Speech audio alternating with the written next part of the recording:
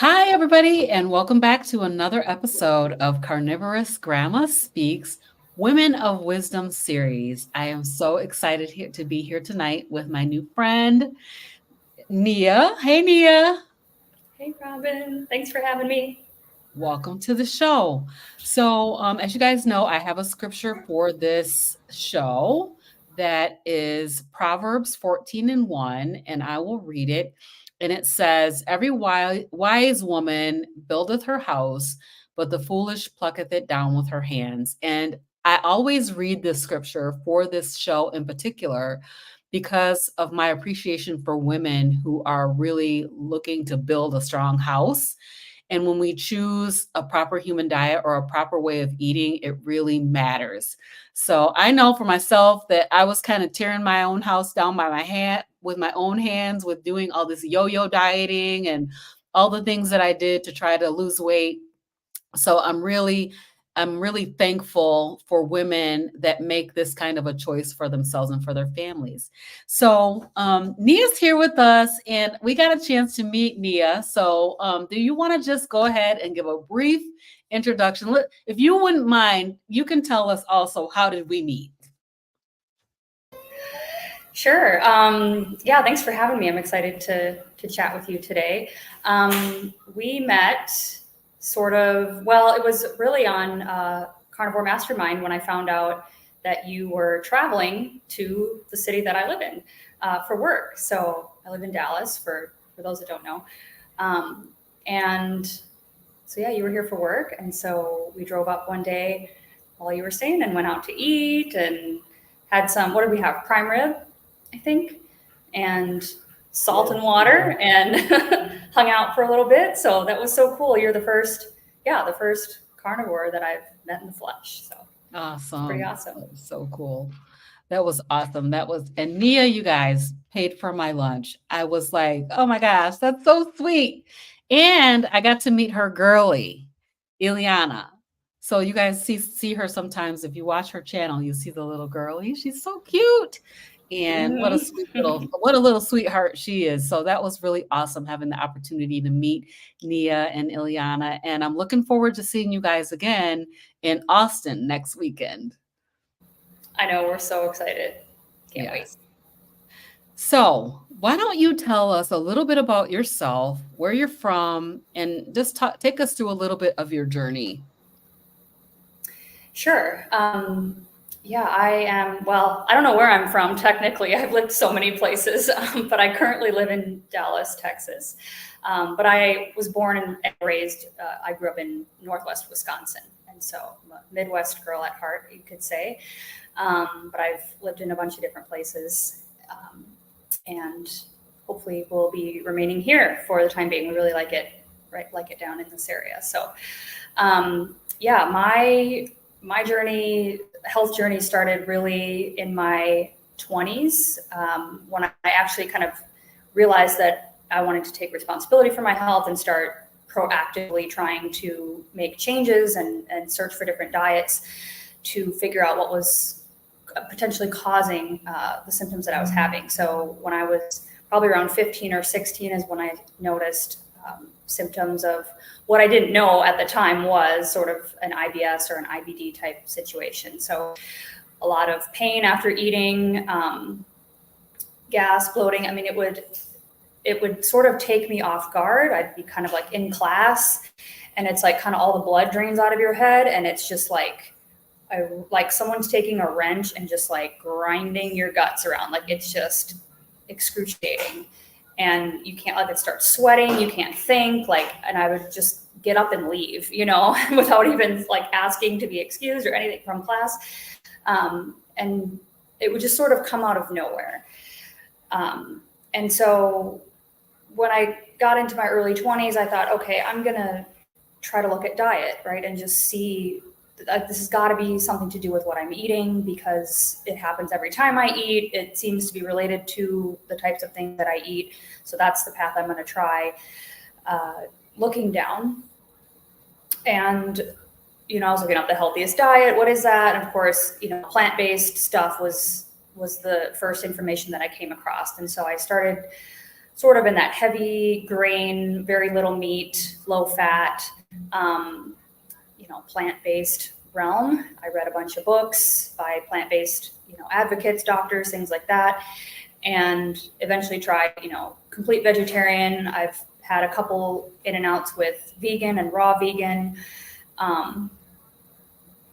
which, essentially made everything worse. I would, push and try for several months at a time, and I would just get all my gut symptoms would get so much worse.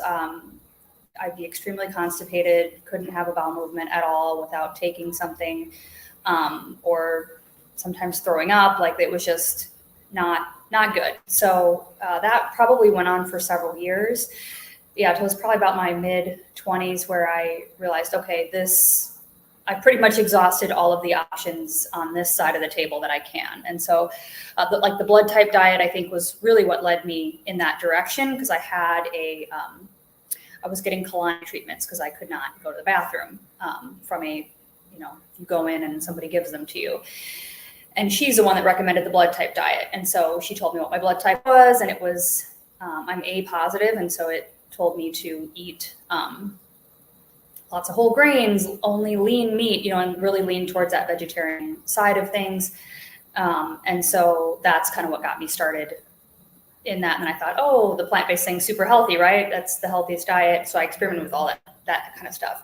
But then when I got to sort of my mid-20s, and it was just like nothing was getting better at all, I stumbled across a blog called Paleo Leap, and it was, an ancestral paleo lens with which to view nutrition. And so I thought, well, I've never heard of this, and it just made a lot of common sense to me. I just thought, okay, if this is true, if this is really what our ancestors, like the lifestyle and the way that they've been eating predominantly, then wouldn't that make sense that our bodies are still, like, that's what our genes still want, right? That's what our bodies are still looking for, is this ancestral approach to nutrition. And so I dropped the grains, and that was the first time I noticed anything actually change. In like a week's time, I noticed a difference. And I had pretty severe brain fog. I don't know exactly what you would classify as a mood disorder, but I was just very apathetic a lot. And then I also had anxiety. And so I would kind of have these really just be very almost paranoid about things, just have this catastrophic mindset about things that could go wrong, and having a lot of anxiety about that. I had social anxiety pretty bad, to where I couldn't handle it going into a Walmart or a big grocery store or something like that. I would just get these not panic attacks, but just get extremely nervous and full of anxiety. But then on the flip side of that, it would just kind of be numb. Nothing really excited me. I didn't have any motivation. Not necessarily depressed, but just apathetic. And so though I noticed those things change a little bit too as soon as I cut out the grains. But then I sort of plateaued, and nothing really improved from there. So from then on, really for the next, 6 to 7, 8 years, until I found the carnivore diet was just a process of elimination. So I would try eliminating starchy stuff, and then putting different vegetables in. And I tried reintroducing certain grains at one time, and then taking them back out, and going through that process until finally I was down to salads and meat. Basically, I had done the GAPS protocol. I had done all different cleanses, all different home enemas. I was doing home enemas every other day, just to kind of limp along, because I still couldn't really have a normal bowel movement. And had been to several practitioners, GPs throughout that, which, we can talk about if you want, but never really got much help there. They basically said, we'll just keep taking the fiber pills, or just keep adding more fiber, or whatever, that's what's going to help you. And I was like, no, you don't understand. I've been doing that. I've already been doing that. It makes it worse. And so eventually I just got down to where I realized, okay, I've been grabbing some meat out of the fridge for the last few days, and I didn't make my usual giant spinach mixed green salad with olive oil. And I think I had some olives and bell peppers and cucumbers were the last vegetables that I had in my diet. And I noticed that nothing happened for 3 days. And I thought, what did I do different? It's like, oh, I just grabbed that leftover chicken or that leftover steak and that's all I had eaten. And then it just dawned on me, it's like, well, maybe meat's the only thing I can tolerate, apparently, you know? And so then I went back to the internet and found, I think the very first thing I found was a blog called Zero Carb Zen. And it was the story of a woman who had been on a very similar elimination diet protocol thing as I had. And she was eating zero carb carnivore, and that's what, you know, she had had success with. And then that was right around the time when Dr. Baker had his interview on Joe Rogan. This was probably, I don't know, less than 6 months after his interview. So like that thing popped up, and then I found Michaela Peterson and Jordan Peterson, and then it started, you know, started coming into my feed, and I was like, oh, this is a thing, you know, where people are healing from all kinds of crazy stuff by just going to meat only. So at least I'm not alone, you know, or there's something to this. And so then, you know, a lot of things happened between then and now. But I ended up getting pregnant, and then I kind of went off the diet, and then I struggled really hard to get back onto it. And then I sort of had this rock bottom this last summer where I think my hormones just bottomed out. I just felt worse than really I ever have in my life. And I thought, you know, I have to do this. I have to, you know, drop the alcohol, drop any carbs, go back to carnivore, because that's all I know that works. That's the only thing that's ever really made an improvement. Because the first time I was on it, all my digestive symptoms went away after that. I had no more IBS, no more gas, no more bloating. My brain fog went away. I felt happier, more. I could strength train and work out and work a very on my feet all day restaurant job, you know, without getting tired. Like I couldn't even believe how good I felt. And this time it took me a really long time, and I'm still struggling. So that's kind of where I am now, is just trying to troubleshoot my situation here and figure out, you know, what to do next. So it's the medium length version. No, that's really good. There's a couple of things I wanted to just call out here is that, you know, IBS at the age of 15, that stomach wrenching thing that happens. I had that. I did not know. It just, when you started talking about it, it was like, oh yes, that resonates with me of, you know, probably after lunch having to run to the bathroom because of the stomach wrenching. And I would always think it's something like food poisoning. Maybe I got food poisoning from whatever I ate. But the exact how you describe that, with the blood basically rushing out of you feel like you're gonna pass out, crap your pants at the same time. Like really, really, really awful. You know, and I think about like my grandson who is I don't know if he's vegan right now or vegetarian, but he doesn't eat meat. And I wonder, like, if he's having any of those kinds of issues because he's of this plant-based. It doesn't, you know, all that fiber doesn't do well with I don't think it does well for IBS or for people with IBS symptoms. Just really causes more problems than it solves. You also said, okay, so can I ask how old you are now? Yeah, I'm 37. Okay, 37. Yes. All right. So since you were in your 20s, you tried paleo. You know, I think paleo may be the only diet that I never tried. I never tried paleo. I was on low carb, so I tried Atkins. And of course, that was back in the early 2000s, and before everybody knew that like a ketogenic diet was really good for you. And so there was lots of pressure to stop that and to also climb the carb ladder type of a thing. So, you know, so I always dealt with the cravings and stuff, but I did keto for a long time. So, so you're the first person that I've heard that said that you almost really found this on your own. Kind of your body led you to this way of eating. Mhm. Yeah. Yeah, it really was just that. It's funny because of all of the research and the time and the effort and the books and the health gurus and like all the stuff that I researched over. I mean, it's like I get, if you count the time when I was off of it and pregnancy and all that stuff, I mean, uh, over 15 years of doing this, trying to figure things out. It's funny that I never, that never popped up. That never came in the forefront of what I was researching. Mm-hmm. And again, this was like 2017, 2018. So, I mean, I know there were people doing it Yeah. long before, there's people Mm-hmm. that are 10, 15, 20 years carnivore that we know about now. And so, for some reason, and I was in forums, I wasn't even really on YouTube that whole much. I was looking and kind of digging through these back web corner, spider webby corners of the internet trying to figure things out, so I'm very surprised that I never stumbled upon anybody saying anything about that.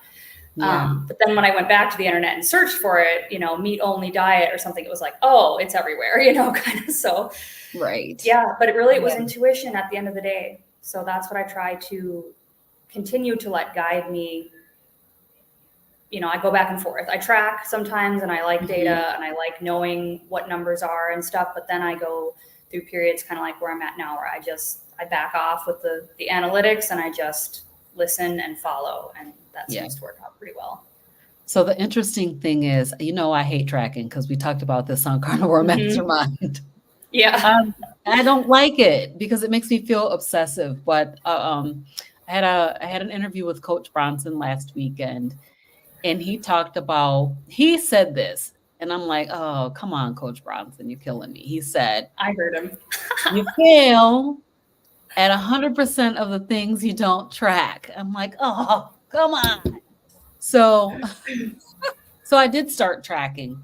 What I noticed is, so he gave this ratio, a 1-to-1 ratio um, for protein and did he call it energy like Energy fat macro, and carbs, yeah.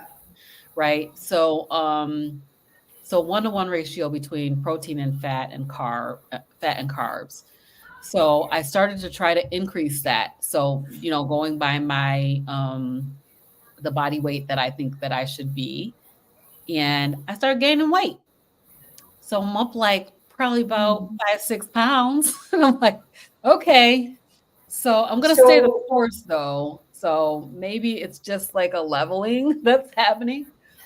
how does whatever that 1-to-1 compare to what you were eating? Do you feel like it was similar Oh, or not? it was similar, but I definitely was not eating that as much as on a regular basis, like on a daily basis, I was not eating as much as what I am now. So, and that's what he was saying is that most of us are not eating enough. Um, and so I'm trying to get that balance. I had to kind of do the calculations and figure it out. What does it mean, the 1-to-1 ratio?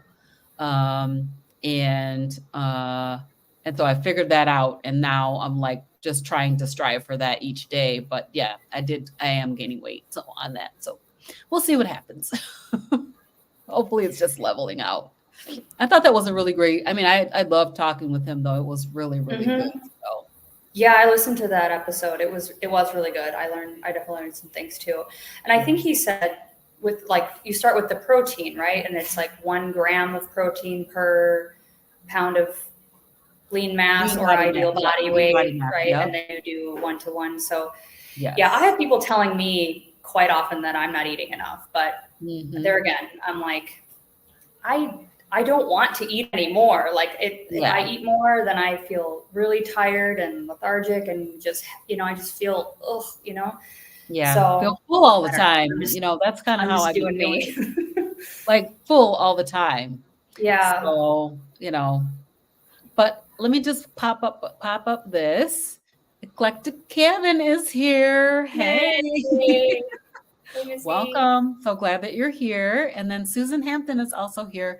Hey, Hey, Susan, we're Susan. happy you're here. I did pop up Jay and Charlie's messages a little bit earlier. So I want to talk a little bit about pregnancy. So I think that this happens to a lot of women when they get pregnant. So you said that when you got pregnant, we went off of your way of eating. What happened with that? How did you feel during your pregnancy? Bad. Just bad. I yeah, I didn't have morning sickness in the way that I would actually vomit, but I felt so extremely ridiculously nauseous 24 hours a day, that I just like I couldn't even look at food. And I worked in a restaurant, so I was like smelling food, like it just Oh everything man. smelled absolutely disgusting to me. And the only thing that looked even relatively appealing was just like plain white potatoes, like just mashed potatoes. So that's what I started eating, like the second, third month, because I was like, everything is gross and everything smelled gross. And Mhm. so it was just, I wasn't prepared for how that was going to be. And it was, I just couldn't get things down. And so that was pretty bad for the first 2 trimesters. I mean, I'd say like about halfway through, I don't know, like, yeah, month 6, 7, I'd say it started to get a little bit better and I could eat more. And then I just started eating a lot, like almost kind of shoveling whatever I could get in because, I had really not eaten a whole lot in the last 6 months. I mean, some stuff, but I felt like I wasn't getting enough for like that first good chunk of time. And so, but I still ate animal products. I worked at a sushi restaurant, so I ate actually a lot of sushi, which I know they tell you not to eat raw stuff, but I ate raw fish because I mean, I watched it come in and get prepared, and I knew the quality and the way people prepared it there, and so I trusted that particular. So I ate that. I ate some vegetables, white rice. Pretty much by this time, I had learned that fiber and FODMAPs are my biggest enemy. So anything that's high fiber at all just wrecks me digestive wise. And then the FODMAP thing was really the key, plant group that I learned about that. Because basically, when I had cut out most of the grains and starches, and I hadn't had bread or anything like that in years, I was sort of keto with like all of the Brussels sprouts and the kale and the cauliflower and the asparagus and like those low carb vegetables, some onions and garlic and things like that. But then I learned about FODMAPs and how people with, symptoms like mine are typically very sensitive to those. So it's fermentable, basically all the different sugars, oligosaccharides, disaccharides, monosaccharides, and polyols. So any sugar alcohols. So like erythritol, a lot of the ketogenic approved sweeteners like that just blow my gut to smithereens. You know what I mean? And those are like polyols, like in the sugar alcohol family. And so I couldn't tolerate any of that stuff. So that's when like I cut all that stuff out and I was basically down to the salad greens and I think olives and bell peppers, which are nightshades. But for some reason I seem to be, those were not as terrible, I guess. So, I had learned that like definitely no way FODMAPs, definitely no way anything that's high fiber for sure. So that was basically my rule when I was pregnant. I was like, I'm staying away from anything fibrous and anything that's a FODMAP. And so I ate a lot of dairy towards the end too. I just craved like milk and ice cream and cottage cheese and yogurt. I ate a lot of yogurt. So yeah, just kind of got through it. And then, and then after I felt like I was having hypoglycemia a lot. And that's why I struggled to get back on. Cause every time I try to drop my carbs, I just really struggled. And there was just a lot. We had our baby in March of 2020. So it was like right at the beginning of the pandemic. So like everything was just chaos. We were moving all the time. And, it was just sort of like survival mode for a few years. And so I just didn't put my health as a priority. It was just like on the back burner, and so and you hit rock bottom and you're like, okay, I have to scoot it up to the front again because otherwise I can't be a mother and do my job. So Yes. Yes, yes, yes. So this is my first time hearing about FODMAPs. I've never heard this mm, term before. So I'm gonna have to look this up and do a little bit of research on it because so anything that's like you're talking about sugar-free sweeteners, really, right? Or is it other things as well? yeah, erythritol is the one that comes to mind just because I thought, oh, I was making those fat bombs with erythritol, Mhm.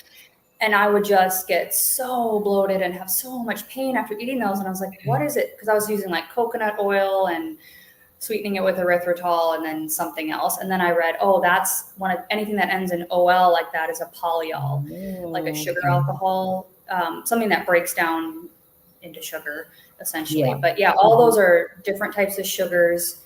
And they're mostly present in like all the cruciferous vegetables. So all like the good low carb vegetables, right? Like the broccoli and cauliflower and cabbage, um, asparagus, Brussels sprouts, like all those kinds of things. Um, so Hmm. that's like I probably could have stayed keto if I could tolerate that. Because I like those vegetables, to be honest. Like I love Brussels sprouts with bacon and butter, and Mhm. like Mhm. but my body doesn't like them at all. Interesting. So I don't know if I can eat Brussels sprouts. When I first started carnivore, like within the first 3 months, I tried cauliflower and broccoli, and I had reactions to both of those. And since then, I haven't tried either one of those again. The two things that I did try from a vegetable perspective that I can still eat is onion. I guess I can eat garlic too, because I use garlic powder sometimes. And then also cabbage. I'm not eating any of that Mhm. right now, but if I wanted to eat something, that would be what it would be like cabbage with onions, which is delicious. So, but yeah. Yeah, I love Mhm. cabbage, but I can't. Yeah, onions, I can't even smell onions barely, or I Really? Oh my get very gosh. hostile. It's I'm bad. gonna have to look up the FODMAPs. So if you guys, I don't know if you guys out here have ever heard of this, but I've never heard that term before. So I'm gonna definitely take a look into that and see what that is all about. So, so your recommendation for pregnancy then, what would be your recommendation from a, I mean, I know that you're not a medical professional or anything like that, but that's Mhm. okay. We're going to take your recommendations anyway today. So what do you think? I mean, like if you were going to tell somebody what your thought about this is, what would you say to the person that's carnivore and just got pregnant and trying to figure out what to do next? I mean, I think about this because I'm like, well, in case it ever God ever blesses us with another child, what would I do? Yeah. And or what advice would I give? And I think one book I read, which I would highly recommend, I did read this while I was pregnant and follow her videos and stuff, is Lily Nichols, and she Okay. has her books are called Real Food for Pregnancy, which is the one I read, and she has one called Real Food for Gestational Diabetes, and so that and she's been interviewed, I think, on Linus Lifestyle now too. They had her on, I think. Okay. But if you just type in like Lily Nichols, she's got a lot of. She's really the only person that popped up when I was researching.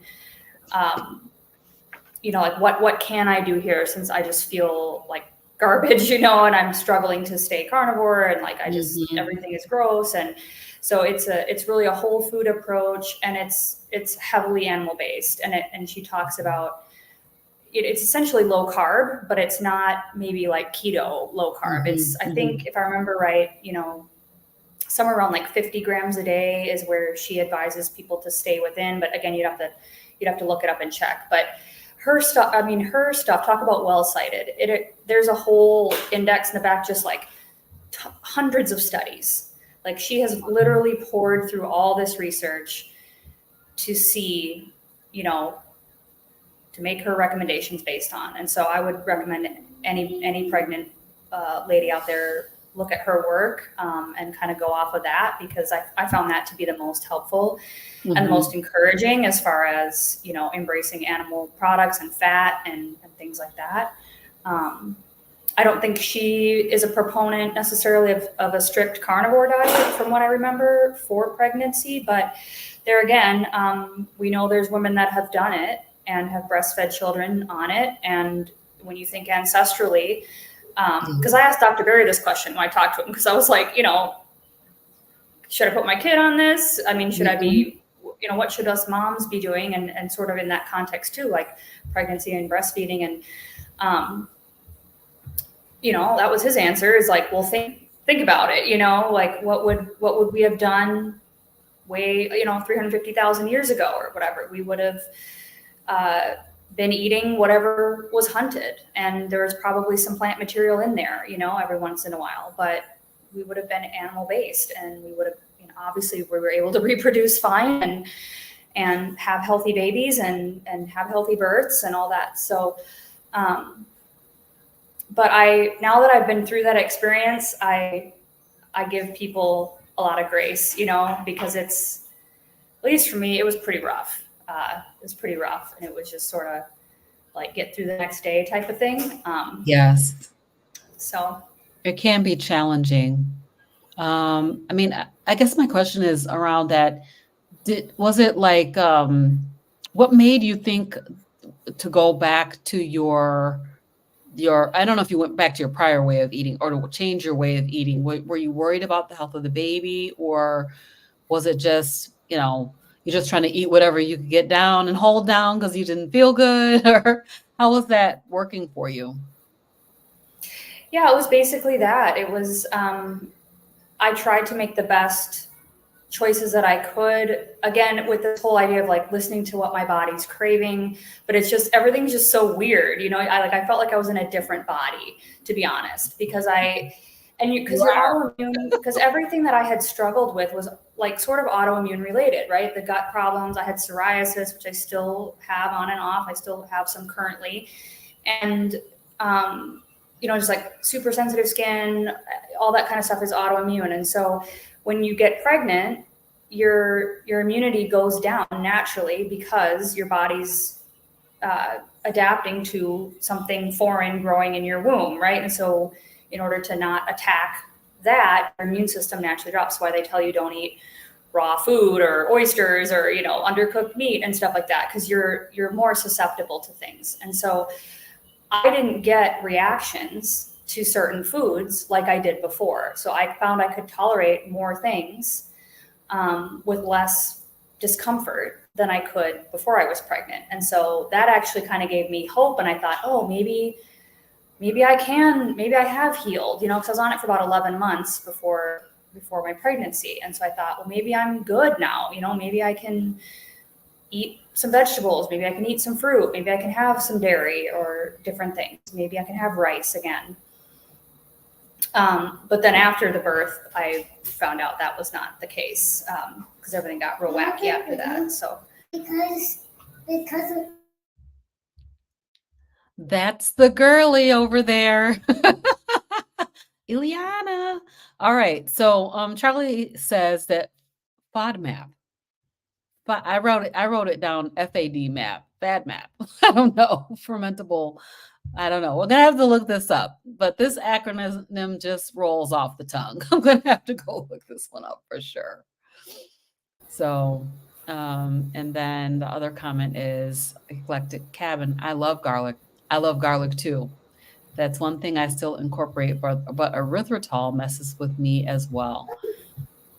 I don't think I had any issues with erythritol, but I noticed that my daughter had like an allergy to it. My older daughter, she's almost your age. She's like I think she's turning 39 on her birthday. But she would her tongue would like itch when she ate anything, because I would make all the keto treats and cookies and whatever, you know, everything with erythritol for a while. And then, you know, I found out that she had an allergy to it. So I had to stop using it anyway because, you know, it caused her to itch. So that Yeah, would be. is that a derivative of corn? What is it? Where do they get I that think from? it Do you remember? is. I think it is a derivative of corn. Okay. So yeah. So you said, so as far as the things that have been, well, let's talk a little bit about your current diet. So what are you eating today? I know that you said that you're having some struggles. I'd love to hear a little bit about that if you want to share about the challenges, because, I would love to say that this is always easy, but I'd Me be too. lying if I said that. So would I. Yeah, it's I because of the way I felt the first time and how fast it was, that's what I was expecting coming in this time. And some things did get better pretty quick, but then it was just sort of like before where I just would feel like I'm stalling, and then I was so tired.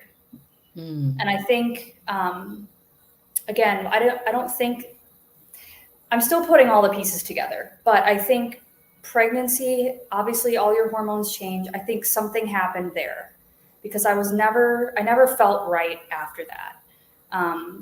But there was also a lot of stress and a lot of sort of not like chaos, but just a lot of uncertainty and things, so like high stress, weird hormones, and a lot of, just difficult things. And I think like something happened to my hormones. I just crashed. And so that was a different sort of precondition than I had the first time. And so I really think that mm, explains why I'm in month 10 and I'm still trying to dial some things in. And I didn't listen to my body when I started. I kind of went to what everybody said more and followed that because I was so tired and just felt so bad. And, I was just at a really weak point and I was like, I just want somebody to tell me what to do. So I tried like the whole priming thing. It's like just eat like it's your job, 3 meals a day, like do this and just saturate your body with nutrition for your hormones, right? Eat a lot of fat. But that just, it just didn't work. It just uh, made me, I was tired all the time. I never got energy, felt like I had any energy. I was drinking like a pot and a half of coffee a day just to like function, wash dishes and do laundry and like not fall asleep while I'm watching my child, like just like deathly tired all the time.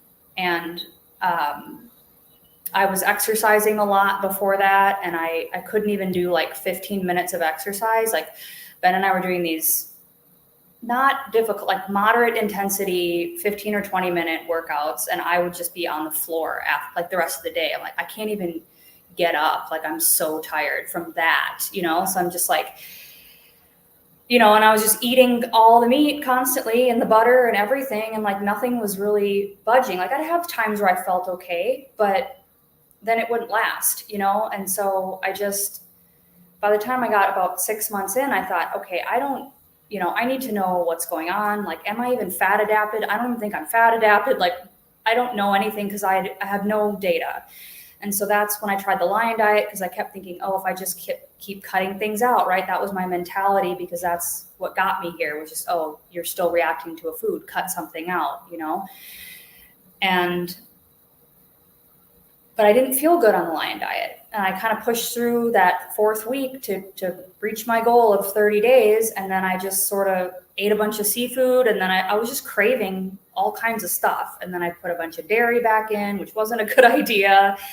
Then my sleep got all out of whack. And so I started waking up in the middle of the night, couldn't get rest. And so I just like, again, I'm like, what is happening? And so I started tracking my macros and I started tracking my ketones and glucose. And I think once I really started looking at exactly what I was eating and how much, and worked with my eating window, and I started eating less, you guys, eating less food and in a shorter window. And I dropped my protein much lower than anybody ever says you should. And I upped my fat way higher.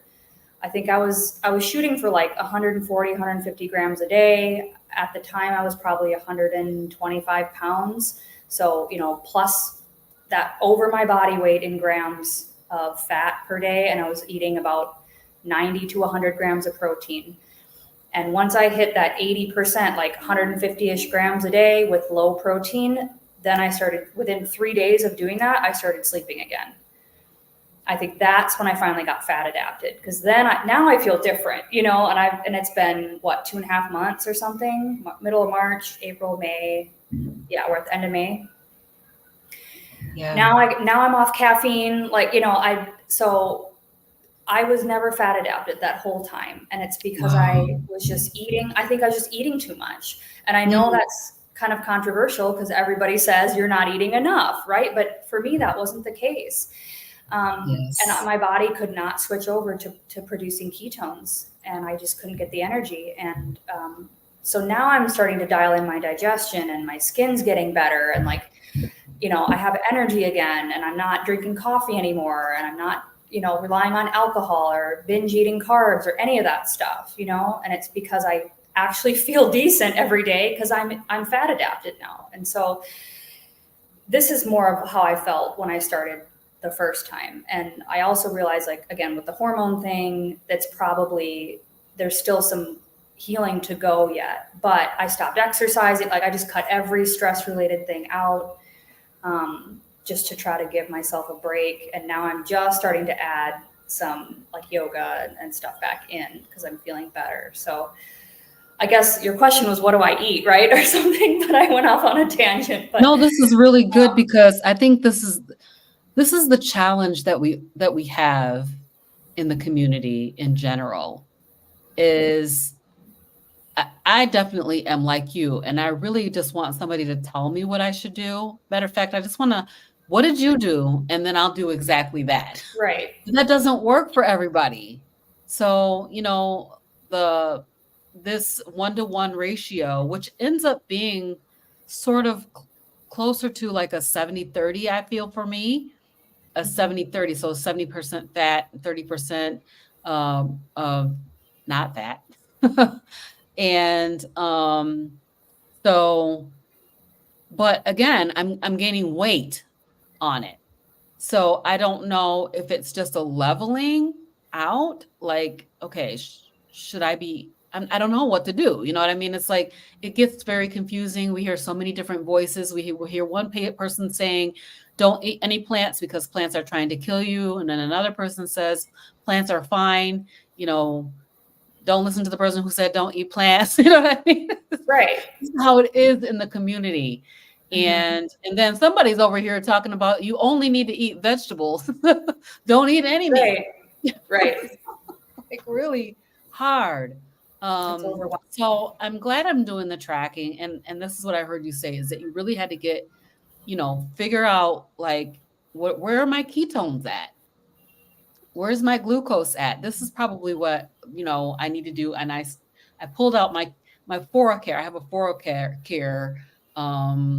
This measures blood glucose and ketones, but I need to order the strips. So I'm like, okay, so this is something that's been on my mind, is okay, what is my body actually telling me?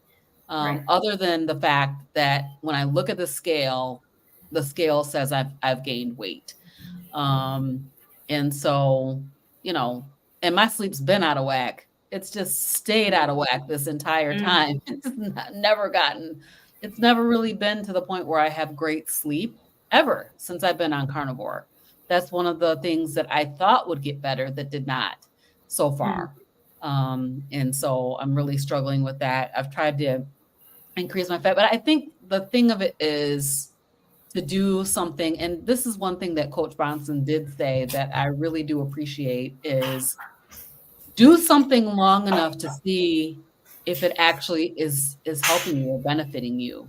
It's easy. So I've been doing this thing for almost a week now, and I'm gaining weight. Am I going to stop doing it? Probably not, because I need to see if it, is it actually going to work for me? And that those pounds would scare me so much in the past that I would run away from whatever it is I was doing and try to go back to something that actually allowed the weight to come off. So I don't know. What do you think? Yeah, I think this thing is about learning about your body. And I know a lot of people say that, and a lot of people, we go back, it's like, oh, it's N equals 1 and all this stuff, right? But really it is, though. And I think all of these metrics, like the amount of time that you should try something, because I've had some criticism too. It's like, well, you didn't do lion long enough, or you didn't give this long enough. And it's like, yeah, but I know it wasn't working for me. Like, I know my cravings were genuine, like they were for carnivore foods. They were not like the cravings I used to get for chips or candy or alcohol or even coffee. I can tell the difference when I still have a craving for coffee, what that feels like versus like when I crave an egg or I crave some salmon, or even bacon, which I know is like still on the addiction scale for some people, probably including me, right? And I've actually cut bacon out the last few days because I was kind of feeling that way. I'm like, I'm eating too much bacon just because it's good, Yeah, and so this is about, and then the same thing with the weight. It's like, because I gained weight in the beginning too. I probably gained, I don't know, I'd say 5 to 10 pounds, maybe, not a whole lot, but I definitely, like, my clothes were tight. I felt uncomfortable. I was, just felt heavier, but I didn't really worry about it at that time either, because I thought, right, I'm just saturating with nutrition. Like, it doesn't matter. It'll equalize itself out later. And so I did that for 6 months and didn't care that I had gained 10 pounds or whatever, and now it came back off because, I'm eating less, I guess you could say, but I feel really good. You know what I mean? And so it's up to each of us as an individual to say, hey, like in your experiment, yeah, I would give it a couple weeks, and see how you feel. And if you just start to feel like, yeah, I'm gaining weight and my sleep is worse, and I'm feeling really tired, and I'm feeling like I'm craving sugar, or, like whatever it might be, then maybe that's time to reevaluate, but also it's so hard because we can't ever totally single out one thing, because stress is a factor, and work is a factor, and relationships are a factor, and all these things affect our health just as much in some ways, like especially with like I find with my psoriasis and things like that, like stress flares up, and I know that. And so it's really hard to tell sometimes if it was a food, or if it was, something I drank or whatever, or if it was just a conversation that I had, that's flaring it up 2 days later. So it's really hard, It is hard. It is hard. So yeah, that's really I guess the bottom line is, it's not perfect. It's not perfect for everyone. Like, following someone else's journey is not going to equal perfection for you necessarily. Everybody has to figure it out. As much as I don't want to have to figure it out. Like, as I said on Carnivore Mastermind, I hate tracking. It makes me feel stressed out. But what I did see was that, things were not exactly what I thought they were when I started tracking. I was like, oh, okay, so I can see certain, things about the way that I'm eating. And so that is the benefit of tracking. I want to just mention that Lion Diet did not work for me either. I tried to go on it for 30 days, 28 days, because I did it during the month of February. I think this year was a leap year, so 29 days. But I ended up only making 2 weeks of it. And the first 2 weeks, I felt absolutely amazing, incredible. Like, oh yeah, this is how I felt when I first started carnivore, that carnivore zen type of a feeling. But then after the second week, I started to feel worse and worse the third week, and I ended up giving it up because I was like, I can't function like this. So it just didn't work for me. And maybe in the future it might work for me. I'll maybe try it again later and see if it would work. But at that time, I just couldn't stay on it. So totally. Yeah, and that's a great point. It doesn't mean that we can't ever try it again someday, because here again, like sort of with the oxalate thing that comes in that a lot of people are suspicious of as far as symptoms, it's like, it's not a great idea to go full carnivore, zero oxalate, if you are really struggling, like that can actually be dangerous if you're dumping Yes. too much crap into your system. And so you may need to back off and then go further in and then back off for a while, you know, like, so this is a journey, you know? And so like, Yes.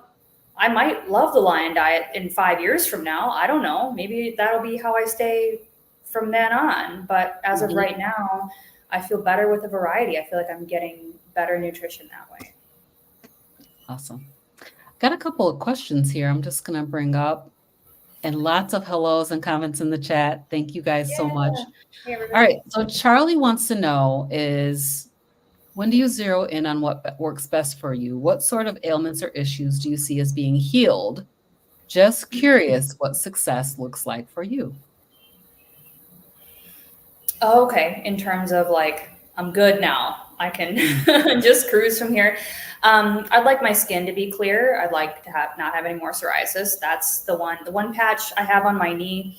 So I've always had a form called gutate, which is actually, I think, one of the rarest forms among the types of psoriasis. So it's usually just small, like, I think gutate means raindrop or teardrop or something like that. And so it's like these little circles. They look like leopard spots basically. And they come, but they usually don't last very long. They'll be like up to a few months and then they kind of go away. And that's been my experience for pretty much most of the time I've had a flare up or, you know, spots appear, they just go away.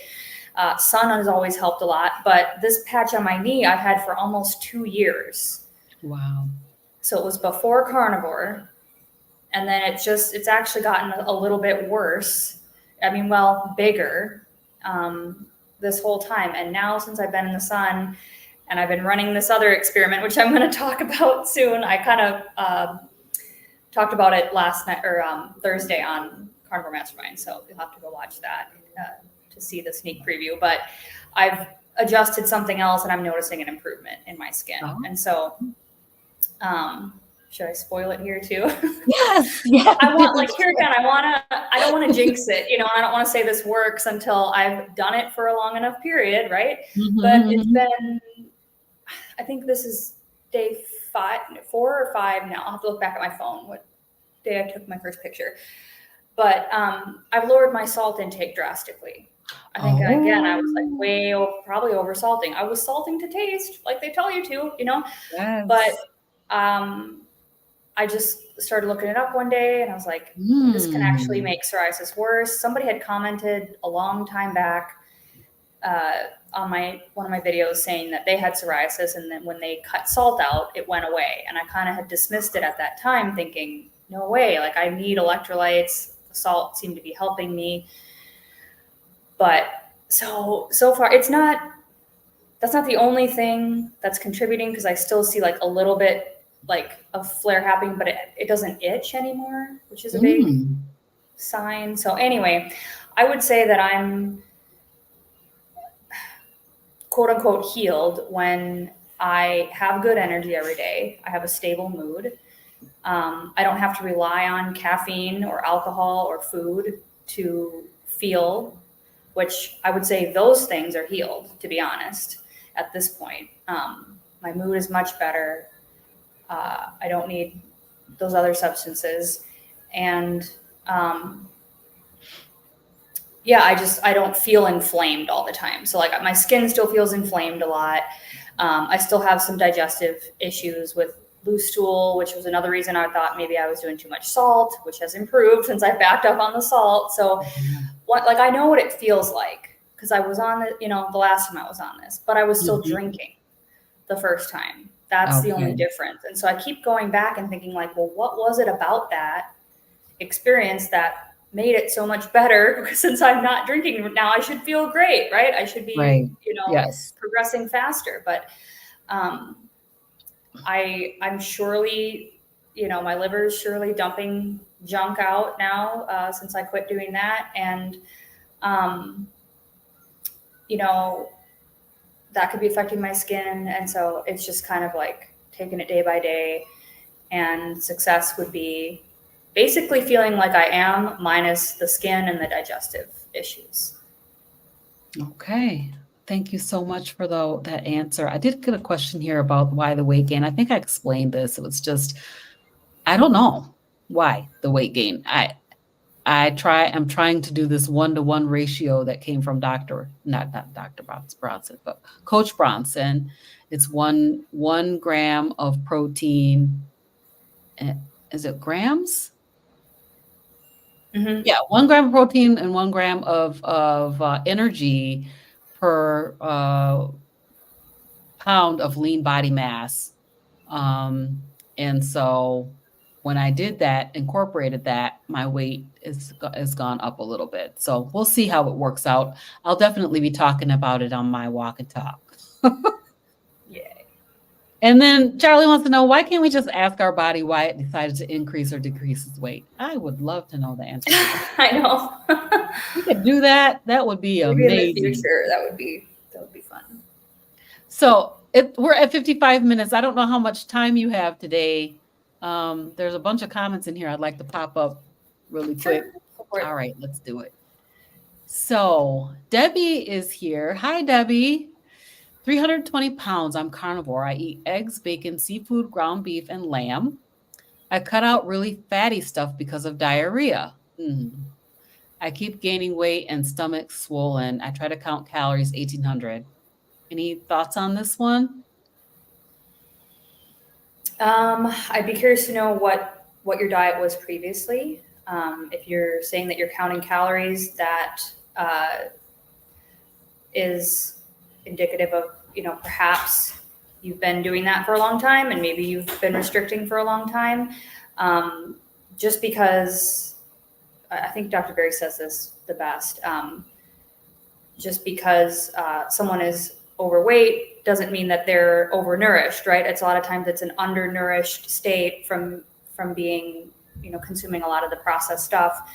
And so that's just what comes to mind, is that like there again, because I gained some weight in the beginning too. And I think although that was a struggle and I didn't feel very good the whole, on a daily basis, I think I needed to go through that. I think, there was probably a reason that I did need to eat that much, just my digestion couldn't really handle it. But so there again, with the fat, like I've had issues with that. I've taken some hydrochloric acid tablets. I think I took like the 750 milligrams. You can find one on Amazon that is in bovine gelatin capsules with no other fillers. I think I have a link to that specific one in my video descriptions under, I don't know, supplements or kitchen stuff or something. Those are the ones I took, and that did help digest some fat when I was really upping my fat. But the only other thing I would say, so there again, it's like the answer nobody wants to hear, but it's like, give it time, because your body may need that because it's afraid, that it's going to get restricted again and it's not going to get the nutrition. And so kind of trust the process. But then, if you're 6 months in like me and you're not, it's like, this isn't really going in the direction that I want it to, then you can start to play around with your eating windows. I would say would be the first thing. And I wouldn't restrict calories or even count calories. Calories aren't even really real, when it comes to the human body. It's not like that's a kilocalorie or a Kelvin, whatever. It's like, it has nothing to do with the system that's happening internally. We break things down chemically and absorb things, and hormones are involved. So like, forget calories, like Robin said, she's looking at grams, we're looking at grams of protein and grams of fat to kind of see like where we're at. And so, you just kind of keep experimenting. And then the longer you do this, the more you'll be able to really understand what your body's asking for, and it'll get easier. So I guess that's what I would say without knowing. Awesome. Thank you. Eat meat, heal for life. I love your handle. Great discussion, ladies. I still love my black coffee. I think you're saying you do not think I'm even considering giving that up. Yeah. I get it. Coffee's a tough one. Coffee is a tough one. Yeah, don't. I mean, if it doesn't bother you, and were you saying that? I think you left a comment about, did you give up alcohol too? And you said it was something about like it sort of helps take the place of something to drink that you enjoy or something like that. So Mm-hmm. like I don't think there's anything wrong with that at all. I don't either. I actually gave up coffee in October because I really wanted to deal with anxiety.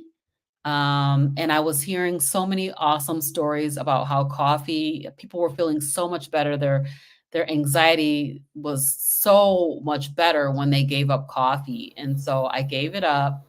And it did not do what I thought it was going to do. I was off of coffee for like 6 months about, and then I brought back decaf. So I've had a couple caffeinated coffees here and there, but I don't drink caffeine at all on a regular basis anymore. But I did bring back the decaf coffee, which has a little bit of caffeine as well. Mhm. So I like coffee. So, I'm not gonna, it does have oxalates. I mean, there are things about it. They say there's molds and all these different things. You'll hear something negative about almost anything that you want to eat out here. Mhm. So that's going to be up to you to see, how do you feel on it and whether or not ultimately you want to decide to give it up. All right. Karen says, haven't figured out my ratios either. Gained 8 pounds, lost 4 pounds. That noise that is out on YouTube. Drop your fats, up your protein, etc. It's tough. It is Yeah, tough. I hear people say that works for them.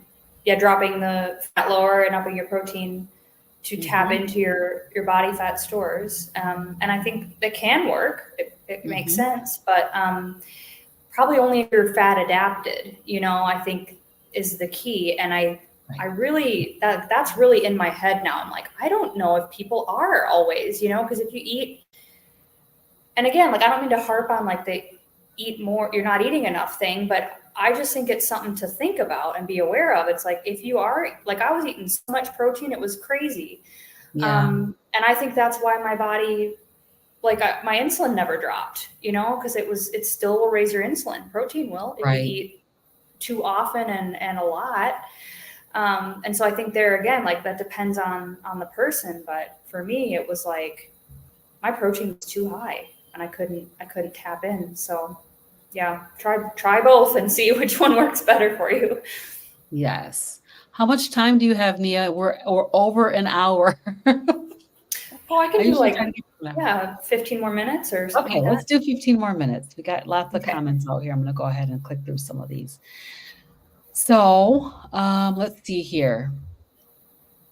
So Karen says, I've been slowly reducing salt too, mostly in salting my meats. I can't figure out why I had a psoriasis flare, but finally it's going Mm. away. Thought it was eggs at 1st. Yeah, awesome. That's great, Karen. So I can't imagine reducing my salt right now. I think I eat so much salt that nothing tastes salty anymore. It's like, oh It's my God. true. Yeah. Yeah, everything tastes really weird right now. This was my first day with zero added salt, like no salted butter, no bacon, no club soda, because club soda has sodium added. Mm. Um, no salt at all in my food, and it's weird. It's very Wow. weird. No club soda. Well, I just went and Oh, bought seltzer water because seltzer water okay. has no sodium, nothing added. But Okay. I was buying Gotcha. club soda Um, intentionally because it had the sodium, and right. Yes. so Okay. I'm gonna have to keep that in mind for the future and see what happens. So Susan's been in a stall since January, did BBBE for 3 months, no weight loss. I tried eating more 2 weeks, then strict carnivore, then past 2 weeks ketovore. I've gained 5 pounds going back to carnivore. Yeah.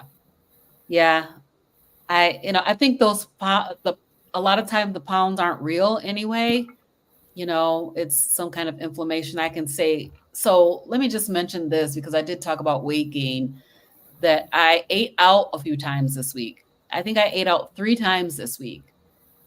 So that definitely could play a factor in why I'm having this inflammation, weight gain, is because of whatever they're putting in the food. I try to get everything plain, but yet, you don't know what they're putting on the food at the mhm. restaurants and stuff. So that could be a factor as well. So All right. Let me go on. Let me see what else I can find in here. Calories only truly matter for bombs, furnaces, and combustion engines. Yeah. Yes, thank you. Exactly. I don't even know why and I think I looked this up once, but I don't remember.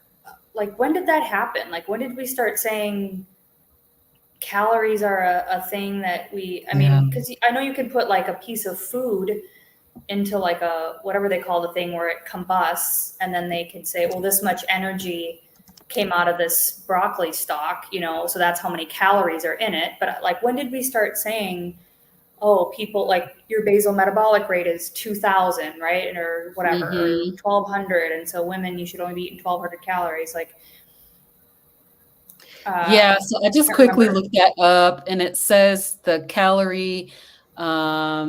calories were first introduced in the early 1800s as a unit of energy measurement.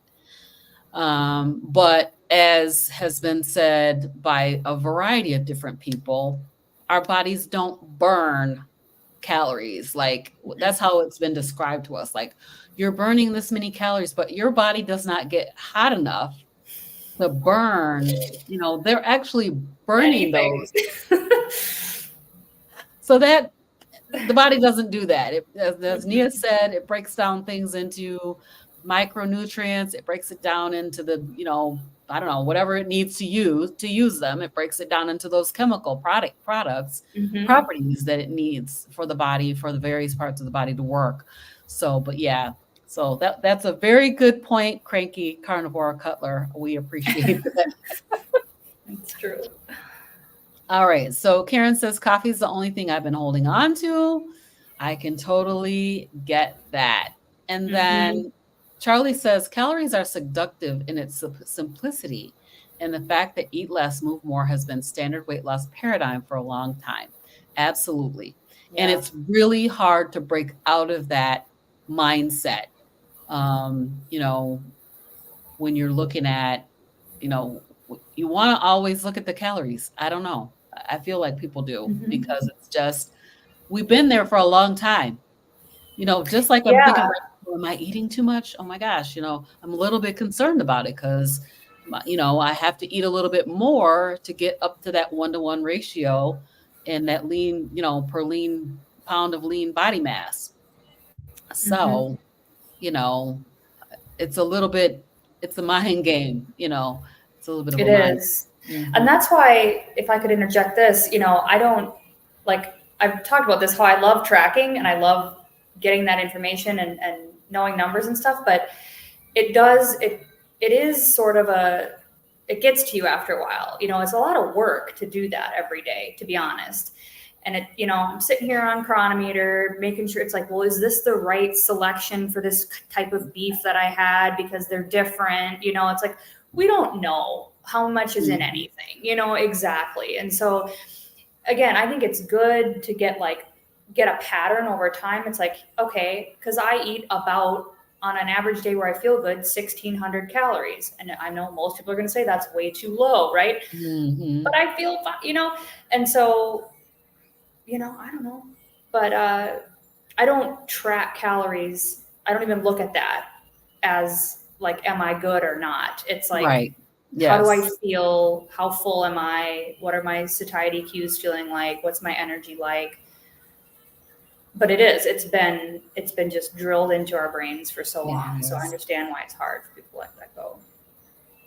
It absolutely is difficult. All right, we made it through all of the questions. So I'm going to share your channel. You can tell us a little bit about what you're doing out there and where else people can find you. Let me bring this up. All right, here we go. There I am. Yes. Yeah, so my channel is Nia's Way, and I obviously post videos about carnivore stuff. Hmm. I like to do recipe videos, but really more things that, like I have an electrolyte, how to make your own electrolytes at home, things that can save you money. So there's this sort of cross between, saving money, eating this way, because I think that's another thing that really throws people off, you know, or hinders people from maybe adding more meat or trying this way of eating because they think it's going to be really expensive. So I try to show, you know, how I save money and eat this way, how I break things down to save money, you know, what I buy, things like that. And then just some things that I make at home that are, you know, popular products that a lot of us use, but they're very expensive. So things like electrolyte, you know, pre-made electrolytes, I make those at home. Like the carnivore bars, which I think are great, but they're very expensive. So like I make my own pemmican bars, my ground beef jerky. I just made some liver chips. I got liver and sliced it really thin, and that'll be coming up soon. I make my own tallow balm at home from leftover fat that we put on our skin now. So just a lot of kind of practical things, and then updates and how I'm doing. And then what I'd really like to start, what I am going to start posting more of are some like functional training classes. So I'm actually a certified group fitness instructor and personal trainer. And you hear that guitar in the background? Haley's going to play you a serenade as we close up today.